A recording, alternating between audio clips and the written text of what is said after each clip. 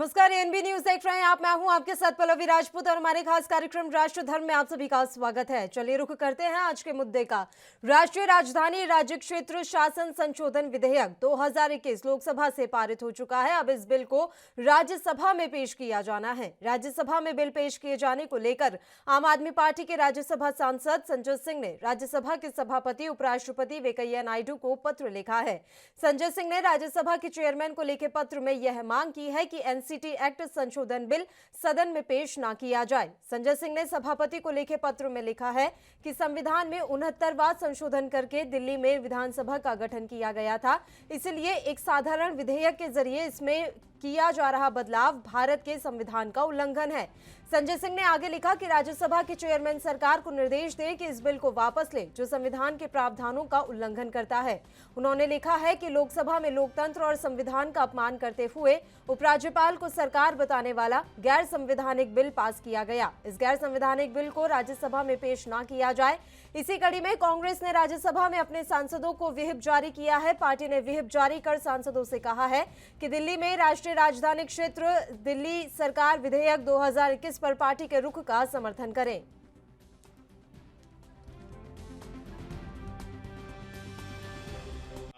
कांग्रेस सहित तमाम राजनीतिक दल, आरजेडी, समाजवादी पार्टी और तमाम राजनीतिक दल, एनसीपी, शिवसेना, डीएमके, तमाम राजनीतिक दल इस बिल के खिलाफ हैं। मतलब लगभग सारा संपूर्ण विपक्ष इस बिल के खिलाफ है। तो राज्यसभा में अगर ये बिल आएगा अभी तो निश्चित रूप से सब लोग बिल के इसका विरोध करेंगे। चलिए इस मसले पर चर्चा की शुरुआत कर लेते हैं। इस समय दो मेहमान हमारे साथ लाइव जुड़ गए हैं। आम आदमी पार्टी से प्रीतपाल सिंह सलूजा जी इस समय लाइव जुड़े हुए हैं और भारतीय जनता पार्टी से नेहा शालिनी दुआ जी। आप दोनों ही मेहमानों का स्वागत करती हूं एएनबी न्यूज पर। सबसे पहले नेहा जी, आपका रुख करना चाहेंगे। लगातार विरोध किया जा रहा है आम आदमी पार्टी और कांग्रेस की तरफ से एनसीटी बिल का, और मैं भी आपसे समझना चाहती हूँ कि अभी इस बिल को लाने की जरूरत कहाँ आन पड़ी है। जी देखिए पल्लवी जी, पहले तो आपने कहा अभी कि विपक्ष जो है सब एकजुट हो गया है कि राज्यसभा में ये बिल पास ना हो इसके लिए। तो विपक्ष तो अभी 1 साल 2 साल पहले से एकजुट हो रखा है, लेकिन वो फिर भी भाजपा सरकार की क्योंकि भाजपा सरकार जो भी करती है वो जनहित के लिए करती है, जनता के लिए करती है, ये बात जनता समझती है। इसलिए इनके ऑब्जेक्शन, उनका काम तो, विपक्ष का काम हमारी बुराइयां करना ही है। लेकिन इस बिल में ऐसा कुछ भी नहीं है, क्योंकि ऑलरेडी पहले ही दिल्ली एक यूनियन टेरिटरी है। तो एज अ यूनियन टेरिटरी होने के नाते एलजी के पास बहुत सारी शक्तियां होती हैं जो दिल्ली सरकार ने उनसे छीन रखी है। उन्हें एक मूक दर्शक के तौर पर वहां पेश किया जाता है।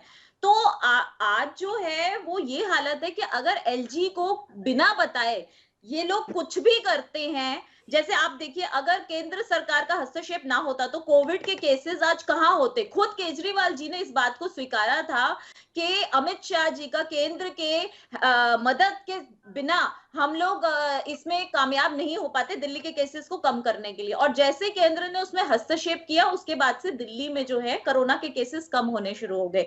ऐसे दिल्ली दंगों में भी यही हुआ। जब तक केंद्र सरकार ने अपना हस्तक्षेप नहीं किया, जब तक पुलिस ने अपना हस्तक्षेप नहीं किया, तब तक दंगे नहीं रुके। तो जब आप केंद्र की मदद के बिना कुछ भी नहीं कर पाते तो हम तो सिर्फ यही चाहते हैं कि एलजी को कुछ ऐसी जो वो मूक दर्शक के रूप में ना बैठे रहे। उनको हम इनसे कोई शक्तियां ले नहीं रहे हैं, ना इनको इनसे छीन रहे हैं, ना एलजी को कुछ एक्स्ट्रा दे रहे हैं, ना उपराज्यपाल को कुछ एक्स्ट्रा शक्तियां दी जा रही हैं और ना इनके विधायकों से शक्तियां छीनी जा रही हैं। जो इनके पास पहले अधिकार थे, जो इनके विधायकों के पास, आम आदमी पार्टी के विधायकों के पास पहले अधिकार थे, वो अब भी वैसे ही रहेंगे और जो उपराज्यपाल के अधिकार थे वो भी वैसे रहेंगे।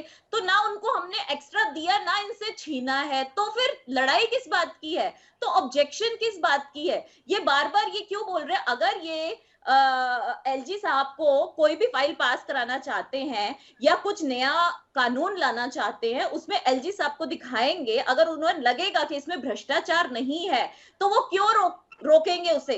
ऑफ कोर्स है वो उसे देख के साइन करके आगे वो कर देंगे। तो एलजी के अधिकारों को छीनने की बात तो असंवैधानिक बात आम आदमी पार्टी ने की है। हम तो उनके जो अधिकार थे उन्हीं को वापस वैसे ही दे रहे हैं जो कि यूनियन टेरिटरी होने के नाते ये अधिकार उनके पास थे। तो मुझे ठीक है। समझ नहीं आ रहा कि आप लोगों को ऑब्जेक्शन किस बात की है। या तो ना आपको कोई काम करने के लिए रोका जाए। और उपराज्यपाल जी ने ये जो किया, इसके लिए मैं एक कारण भी बताती हूँ। हेलो आवाज आ रही है, बताइए नेहा जी। हेलो जी जी जी।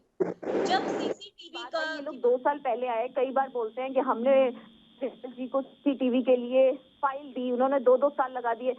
आपने जब फाइल दी, कितने आप कैमरे लिखे और कितने इंस्टॉल करे, ये भी आप बता दें। अभी जुम्मा में जाके तो आपने दिल्ली में कुछ हजार करे हैं, फिर आपने डीटीसी बसों को कहा इलेक्ट्रिक करेंगे 1000 बसें लाएंगे। 1000 के नाम पे आप मुझे 100-200 भी बता दीजिए अगर आप ले आए हो।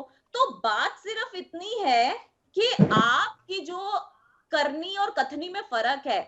और अगर आप अच्छा कुछ दिल्ली की जनता के लिए करना चाहते हैं तो आपने दिल्ली की जनता को बिना बताए जो बिजली के सरचार्ज लगाए, एक तरफ आप 200 यूनिट फ्री देते हैं झुग्गी बस्तियों में, लेकिन जो हम जैसे टैक्स पेयर हैं, जो मिडिल क्लास दिल्ली वासी हैं, वो तो आपसे परेशान है ना। उनका 5 साल पहले अगर बिल जिनका 2000 आता था, आज उनका 20,000 आता है। तो आपने अगर सरचार्ज लगाए दिल्ली की मिडिल क्लास जनता के ऊपर बिजली के, तो आपने हमसे पूछा, आपने एलजी साहब से पूछा, आपने किसी से कुछ नहीं पूछा। आपका जो इच्छा करती है आप वो कर देते हैं। आपके लिए मिडिल क्लास और अपर मिडिल क्लास कोई मायने ही नहीं रखता। तो ये जो है ये जनता का हनन है। आपके लिए सब बराबर होने चाहिए क्योंकि वो दिल्ली वासी हैं, ठीक चाहे है वो प्रीतपाल जी, मिडिल कभी हम क्लास एक हो या प्रतिक्रिया अपर ले मिडिल लेते हैं क्लास हो। नेहा जी, वो भी काफी देर से इंतजार कर रहे हैं, एक प्रतिक्रिया उनकी भी ले लेते हैं। और मैं उम्मीद करूंगी कि दोनों को मैं अभी बोल रही हूँ कि हम एक एक करके ही बात करेंगे। बताइए प्रीतपाल सिंह सलूजा जी, आपने तमाम बातें सुनी होंगी नेहा दुआ जी की कि आखिर क्यों ये बिल लाया जा रहा है। अब मैं आपसे जानना चाहती हूँ कि इतना डर क्यों रही है आम आदमी पार्टी की सरकार। अगर आप कुछ अच्छा करना चाहेंगे तो आपको कोई रोकेगा थोड़ी ना। मोदी जी, आपको पता होगा 2013 में जब हमारी सरकार दिल्ली में बनी, उसके ठीक बाद जब 2000 हम लोगों ने 49 दिन के बाद उसने इस्तीफा दे दिया, सरकार गिर गई। 2014 में जब नरेंद्र मोदी जी वजूद में आए देश के अंदर, तो इन्होंने दिल्ली के चुनावों को रोका। दिल्ली के चुनाव 1 साल तक लगभग टालते रहे ये। उस बीच उन्होंने 2014 में एक अध्यादेश लाया, छुपे चोरी, जिसमें जो शीला दीक्षित, जो अब हमारे आपके बीच में नहीं है, स्वर्गीय शीला दीक्षित जी जो पूर्व दिल्ली की सीएम थी, उनके पास कई चीजों के अधिकार, जैसे ट्रांसफर पोस्टिंग थी, दिल्ली के एसीपी जो पुलिस है वो दिल्ली के पास थी, इस तरह के कई अधिकार दिल्ली के पास थे। वो उन्होंने एक अध्यादेश लाके नरेंद्र मोदी जी ने वो सारे अधिकार थे वो छीन लिए। उसके बाद फिर चुनाव कराया। 2015 में चुनाव हुआ और बहुत नरेंद्र मोदी जी की पार्टी जो भाजपा है उन्होंने बड़ा प्रयास किया। उसके बाद भी दिल्ली की जनता ने 70 में से 67 सीटें हम लोगों को दी। उसी 2015 में नरेंद्र मोदी जी की सरकार ने एक शगुफा छोड़ा, जिसमें ये कहा गया कि दिल्ली के जो मालिक है, दिल्ली की जो सरकार एक तरह से है, वो एलजी। आपको भी पता होगा। फिर हम लोगों ने कई रोड पे कई तरह के हम लोगों ने धरने प्रदर्शन किए, मगर सुनवाई नहीं हुई। अंततः हम लोग कोर्ट की शरण में गए। आपको पता होगा 2018 जुलाई के महीने में 5 जजों की जो खंडपीठ थी, उन्होंने कहा कि दिल्ली के पास 3 चीजों को छोड़कर बाकी सभी चीजों का अधिकार है। वो बिजली पे, पानी पे, सड़कों पे, लोगों के लिए जो अच्छे से काम हो सकते, शिक्षा, स्वास्थ्य, सब पे अपना अपना काम कर सकती है। एलजी किसी भी प्रकार का उसमें ऑब्जेक्शन नहीं करेगा। और अगर कोई फाइल पे उसको डाउट होगा, एनी फाइल यानी किसी एक फाइल पे उसको डाउट होगा तो उस पर जांच करेंगे। एवरी फाइल यानी सभी फाइलों पे वो रोक नहीं लगाएंगे।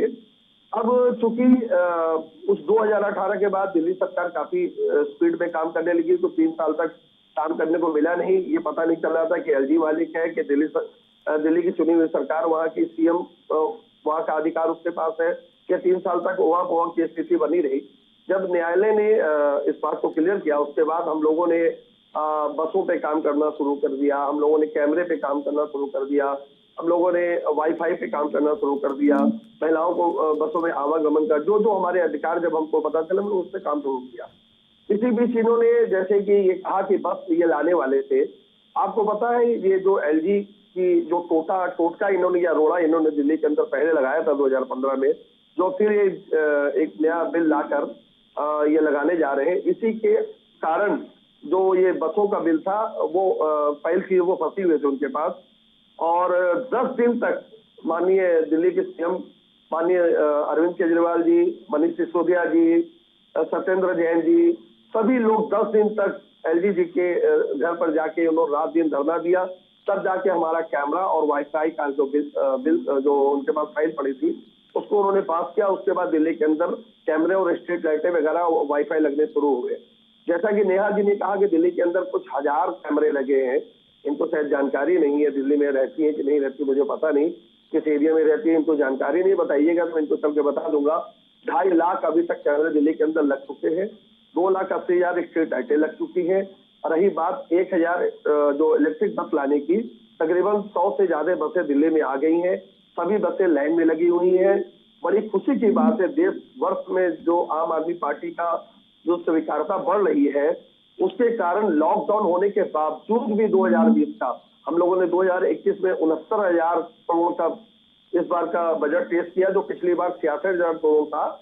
तो दिल्ली में हम लोगों ने इन्हीं की एक संस्था है कैट, उन्होंने इस बात को माना था जो सेंट्रल गवर्नमेंट के अधीन आती है कि दिल्ली की ये पहली सरकार, देश की ऐसी पहली सरकार है इसने अभी तक पिछले 5 साल में कोई कर्ज नहीं लिया और अपने बजट स्तर को बढ़ाया, जीएसटी को कम किया, जनता को राहत दी, लॉकडाउन में 8 रुपए 32 पैसे डीजल तक के भाव को कम किया। इन सब चीजों पे कम करने के बाद दिल्ली की सरकार वहां खड़ी हुई है। अब ये जो नया बिल लेके आए हैं ये फिर एक रोड़ा अटकाना चाह रहे हैं। इन्होंने देखा कि गुजरात के अंदर जिस 2013 में इन्होंने मॉडल बताकर नरेंद्र मोदी जी ने देश के ऊपर अपनी सत्ता काबिज की थी, वो गुजरात मॉडल पूरी तरह से फेल हो गया, ध्वस्त हो गया। अब गुजरात के अंदर जो उनका गढ़ था, सूरत के अंदर आम आदमी पार्टी दूसरे नंबर की पार्टी बन गई, महाराष्ट्र में हम आगे बढ़ गए, हिमाचल में आगे बढ़ गए, उत्तर प्रदेश में जो पंचायत चुनाव अभी जल्द ही होने वाले हैं यहाँ पे, उस पर भी हमारी जो स्वीकारता लोगों के बीच में बढ़ रही है। अब लोग समझने लगे हैं कि हमारे प्रदेश में भी जब दिल्ली की ऐसी सरकार जिसके पास अपनी बिजली नहीं है, जिसके पास अपना पानी नहीं है, वो फिर भी अब दिल्ली की जनता को बिजली मुफ्त दे रही है, पानी मुफ्त दे रही है, महिलाओं को बसों में आवागमन मुफ्त दे रही है। प्रीतपाल जी, अभी रोक रही हूँ सर आपको। इस वक्त की बड़ी खबर से अपने दर्शकों को हम रूबरू करवा देते हैं। छत्तीसगढ़ से इस वक्त की एक बड़ी खबर एएनबी न्यूज पर इस समय हम आप तक पहुंचा रहे हैं। छत्तीसगढ़ के नारायणपुर में नक्सली हमला हुआ है, बड़ी जानकारी एएनबी न्यूज आप तक पहुंचा रहा है। नक्सलियों ने आईईडी से जवानों से भरी एक बस को उड़ा दिया और इस घटनाक्रम में 5 जवान शहीद हो गए हैं। नक्सलियों ने जवानों की बस को आईईडी से उड़ाया है। नारायणपुर से ये बड़ी खबर एएनबी न्यूज पर इस समय आप देख रहे हैं। नक्सलियों ने जवानों से भरी बस को आईईडी से उड़ा दिया है और इस पूरे घटनाक्रम में 5 जवान शहीद हो गए हैं। बस में 24 डीआरजी के जवान सवार थे, जिनमें से 5 शहीद हो गए हैं। छत्तीसगढ़ में नक्सलियों ने एक बार फिर से हमला किया है, आईईडी से जवानों से भरी बस को उड़ा दिया। हमले में कसावाही के जयलाल उइके शहीद हो गए हैं। 5 जवानों के शहीद होने की अभी तक खबर मिल रही है। अंतागढ़ के करण देहारी और कांकेर के सेवक सलाम भी शहीद हुए। बहीगांव के पवन मंडावी और नारायणपुर के विजय पटेल शहीद हो गए हैं। इस वक्त की बड़ी खबर छत्तीसगढ़ के नारायणपुर से आप एएनबी न्यूज पर देख रहे हैं। नक्सली हमला हुआ है, यहाँ पर 5 जवानों के शहीद होने की सूचना मिल रही है और इस खबर पर तमाम जानकारी देने के लिए एसडी राज हमारे संवाददाता फोन लाइन पर जुड़ गए हैं। एसडी राज, आपसे जानकारी चाहेंगे, अपडेट चाहेंगे। नारायणपुर में नक्सली हमला हुआ है। जी, मैं आपको बताना चाहूंगा कि नारायणपुर के कोड़ीनार क्षेत्र में जो घटना हुई है, जिसमें में अब तक का लगभग 5 जवान शहीद होने की बात सामने आ रही है, जिनकी और जो कि वो बस जो वापस आ रहे थे, जो सर्च में गए हुए जवान डीआरजी के जवान थे, लगभग उसमें 90 जवान थे। 90 जवान वापस आने के बाद कुछ जवान सीआरपीएफ कैंप में रुक गए। उसके बाद कुछ जवान, जो 40 जवान बचे हुए थे, वो बस में वापस नारायणपुर की ओर आ रहे थे। तो आते समय बीच रास्ते में जब ब्लास्ट किया गया, ब्लास्ट हुई तो उसमें जोरदार ब्लास्ट हुई। उसके बाद जब वो बस उड़कर वो नाले के नीचे जा गिरी, तो इसमें कहीं ना कहीं जवान तो हानि तो पहुंची है। तो इसमें अभी जो खबरें आ रही है, इससे ये पता चल रहा है कि 5 जवान शहीद होने की बात आ रही है, जिसमें एक ड्राइवर भी बताया जा रहा है। मैं आपको ये भी बताना चाहूंगा कि इतनी भयंकर विस्फोट थी, जिससे कि वहाँ जो 40 लोग को लेकर जो बस जा रहा था उसके परखच छः हो गए हैं और वो जो तालाब के नीचे जाके रोड के बाहर गिर गया था बस। तो इसमें मैं आपको ये भी बताना चाहूंगा कि ये कल निकली हुई थी जवान की टोली थी, जो 90 लोगों की टोली गई हुई थी, डीआरजी के जवान थे। ये 90 लोग जो अंदरूनी क्षेत्र में सर्चिंग के लिए गए हुए थे, जब वापसी लौट रहे थे, वापसी अपने नारायणपुर कैंप आ रहे थे, तो आते वक्त में जब ये घटना हुआ है। जी ठीक है, शुक्रिया एसडी राज तमाम जानकारी हम तक पहुंचाने के लिए। तो इस वक्त की बड़ी खबर हमने आप तक पहुंचाई है छत्तीसगढ़ के नारायणपुर से, जहां आईईडी हमला किया है नक्सलियों ने। जवानों से भरी बस पर यह हमला किया गया और इस पूरे घटनाक्रम में 5 जवान शहीद हो गए हैं। चलिए बुलेटिन में एक छोटे से ब्रेक के लिए रुक रहे हैं, फौरन हाजिर होंगे।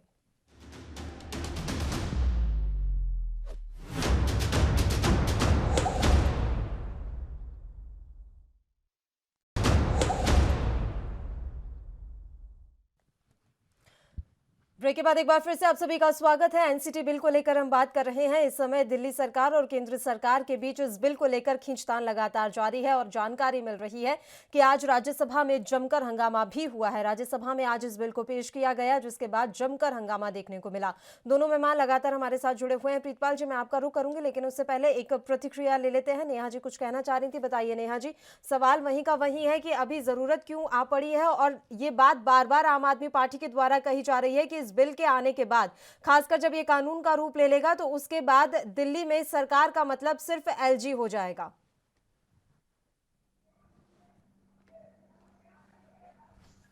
नेहा शालिनी दुआ जी, मेरी आवाज पहुंच रही है आप तक? हाँ जी, हाँ जी। नेहा जी जी जी, मैं आपको बताना चाहूंगी, जैसे कि अभी आम आदमी प्रवक्ता जो है आम आदमी पार्टी के, उन्होंने कहा कि 10 दिन तक केजरीवाल जी ने धरना दिया। धरना देने के बाद हमारे को जो है हमारी फाइल पास हुई, हमें ये लगाने के सीसीटीवी की परमिशन दी गई, जो कुछ भी है। आप अपने 10 दिन के धरने को कितनी उससे बता रहे हैं, और आप ये सोचिए कि हमारे पार्षद और मेयर आपसे 13,000 करोड़ जो एमसीडी का बकाया राशि आपने देनी है, आम आदमी पार्टी ने देनी है, दिल्ली सरकार ने देनी है, उसके लिए हम 23 दिन से, हमारी जो महिला पार्षद है, महिला मेयर है, वो सीएम हाउस के बाहर 23 दिन तक रही, सर्दियों में, दिसंबर की, जनवरी की कड़कती हुई सर्दी में। लेकिन केजरीवाल जी के कान पे जूं तक नहीं रहेंगी, वो बाहर एक बार उठ के नहीं आए, एज अ कर्टेसी ही, कि ये सोचते कि ये भी तो दिल्ली के नागरिक हैं, भले ये भाजपा के एमसीडी के मेयर हैं और चाहे ये पार्षद है, लेकिन रहने वाले तो दिल्ली के हैं ना। तो एक दिल्ली की जनता के नाते ही वो बाहर आके महिला पार्षदों से मिलते और कहते कि हम आपकी बात सुनेंगे, आप जाइए, पर उन्होंने ऐसा कुछ नहीं किया। तो मैं ये कहूंगी कि एलजी को जो ये शक्ति है वो इसीलिए है कि जब कभी ऐसा हो, जैसे इन्होंने 13,000 करोड़ जो है एमसीडी के नहीं दिए, अब हम जो है अपने सफाई कर्मचारियों को अगर पैसे नहीं दे पाए, वेतन उनका नहीं दे पा रहे, तो इसमें किसकी नाकामयाबी है? ये दिल्ली सरकार की है। लेकिन दिल्ली सरकार अपनी नाकामयाबी को छुपाने के लिए जान के पैसे नहीं दे रही, ताकि एमसीडी में जिस दिन ये लोग आ जाएंगे, इनका ये है कि हम एमसीडी में आए और फिर हम खूब और घोटाले भी करें, फिर हम किसी को सैलरी देनी है तो पिछले 4 साल से जो आपने 3 साल से सैलरी रोक रखी है जनता की, हमारी नहीं, जनता की, दिल्ली की जनता के सफाई कर्मचारियों की जो आपने सैलरी रोक रखी है, उसे क्या कहेंगे? उस पे भी तो कोई जवाब देना आपका बनता है। यही कारण है कि एलजी साहब की जो है, उनको जो शक्तियां हैं, जिनको आपने मूक दर्शक बनाया हुआ है, इसीलिए हम ये चाहते हैं कि बार बार आपको हाथ जोड़ के रिक्वेस्ट ना की जाए, एलजी साहब के ऊपर जो आपने डोमिनेट करके रखा हुआ है, तो उस तरीके से उनके हाथ में भी कुछ शक्ति हो कि अगर उनको एमसीडी का बकाया देना है दिल्ली सरकार ने, तो दिया जा आने वाले समय में रार और बढ़ जाएगी, क्योंकि अब जिस तरीके से उन्हें एलजी के हर चीज में परमिशन लेनी पड़ेगी, तो आने वाले समय में तो सियासत और भी जबरदस्त तरीके से होगी। हो सकता है आम आदमी पार्टी कह दे कि हम तो ये काम करवाना चाहते हैं, लेकिन देखिए हमें तो वहां से परमिशन नहीं मिल रही। देखिए, ये तो पहले भी कहते हैं, कोई नई बात तो कहेंगे नहीं दिल्ली की जनता से। तो दिल्ली की जनता को जो हमने अच्छी चीजें देनी है, उसमें जो ये बाधाएं डाल रहे हैं, वो हमारे तरफ से जो है वो बाधाएं हट जाएंगी और दिल्ली की जनता तक एक तो साफ पानी जाएगा। जो जल बोर्ड में इन्होंने घोटाला कर रखा है, वो जल बोर्ड का घोटाला सामने आएगा और दिल्ली की जनता को साफ पानी मिलेगा, बीमारियों से उनको निजात मिलेगा और जो बिजली में सरचार्ज लगा के दिल्ली की जनता को इन्होंने इतना लूटा है उसे हम घटाएंगे। तीसरा, जो सफाई कर्मचारियों के जो एमसीडी के इन्होंने बकाया रखा हुआ है उसे जो है उनका लौटाया जाएगा। तो बहुत सारी चीजें हैं जिससे दिल्ली की आम जनता, इन्होंने जो मिडिल क्लास और अपर मिडिल क्लास है उसको तो इन्होंने सोचा है कि वो हमारे लिए दिल्ली के वासी नहीं है, तो ये गलत बात है। गरीबों का, झुग्गी बस्तियों के लोगों का भी हम सोचते हैं, लेकिन इसका मतलब ये नहीं कि हम जो टैक्स पेयर हैं उसको साइड पे रख दें, सिर्फ उसको लूटने के लिए रख दें कि हाँ हमने अपने टैक्स पेयर से, दिल्ली के टैक्स पेयर से खूब पैसे लूटने हैं। और यही इन्होंने अभी जो शराब के ऊपर है, जो 25 साल की उम्र को 21 साल किया है, और ये दुहाई देते हैं कि भाजपा शासित कई 1-2 राज्य हैं जहां पर 25 से घटाकर 21 साल उम्र की उन्होंने भी कर रखी है। तो मैं आपसे ये पूछना चाहूंगी, आपने गुजरात का मॉडल क्यों नहीं लिया? आप बताइए ना, वहां तो शराब की सख्ती है, वहां तो शराब बिल्कुल बैन है।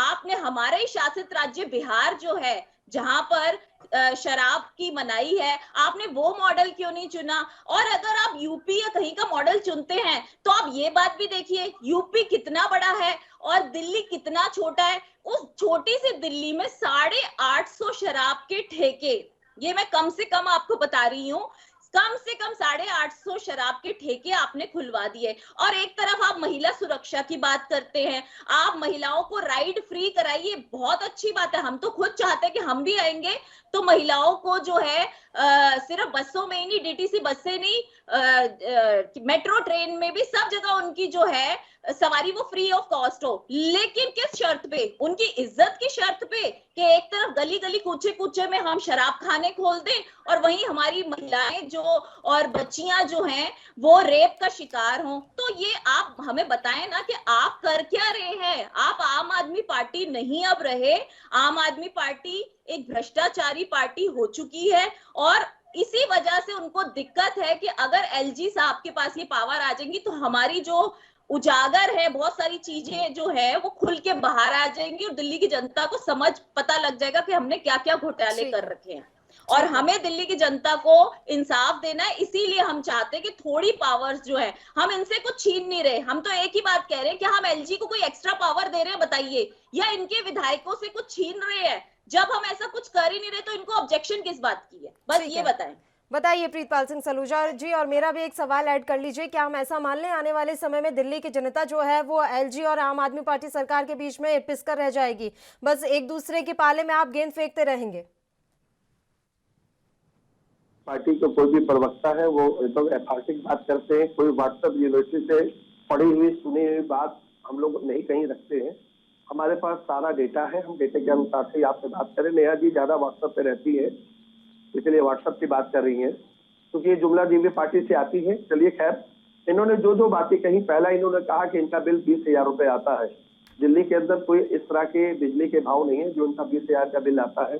अगर इनका बिल 20,000 का आ रहा है तो मेरा नंबर नोट कर ले, मेरे नंबर से बात करके अपना बिल मुझे दे, वो बिल की क्या इनकी यूज है, ये मिसयूज कर रही है तो उनको समझाया जाएगा कि देश के प्रधानमंत्री भी कहते हैं पानी और बिजली को बचा के चले और इस तरह से पानी और बिजली का ये गलत उपयोग न करें। रही बात, जैसे इन्होंने कहा कि दिल्ली की सरकार को कोई इससे नुकसान नहीं होने वाला और दिल्ली की जनता को ये एलजी को ज्यादा पावर देके लाभ देने वाले हैं, तो शायद नेहा जी ये बात तो भूल गई है, ये ज्यादा पिक्चरें देखती हैं या व्हाट्सएप इंस्टे भी घूमती है। दिल्ली की जनता ने आम आदमी पार्टी को चुना है तीसरी बार, और ये सारे काम करने का अधिकार दिल्ली की जनता को दे रखा है। माननीय न्यायालय जज ने, सुप्रीम कोर्ट के 5 खंडपीठ ने, जज ने पूरी बहुमत के साथ इस बात को कहा था कि दिल्ली के पास पुलिस, लैंड और पब्लिक ऑर्डर को छोड़कर बाकी सारे पावर हैं, वो सारे अपने पावर का इस्तेमाल करके दिल्ली की जनता के हित में काम कर सकती है। नेहा जी ये बार बार कह रही है कि हम लोग एलजी को ज्यादा पावर देके दिल्ली की जनता को राहत देंगे, तो दिल्ली की जनता ने 7 सांसद भाजपा को दे रखे हैं, तो वो 7 सांसद कौन से कोने में, मैं बोल लूं फिर आप बोल लीजिएगा। मैं आपके बीच में नहीं बोला था नेहा जी, मैंने आपके बीच में नहीं बोला, आप अपने समय में आपसे बात रख लीजिएगा। आपने बहुत बातें कर ली इधर उधर की। 7 सांसद दिल्ली ने आपको दिए।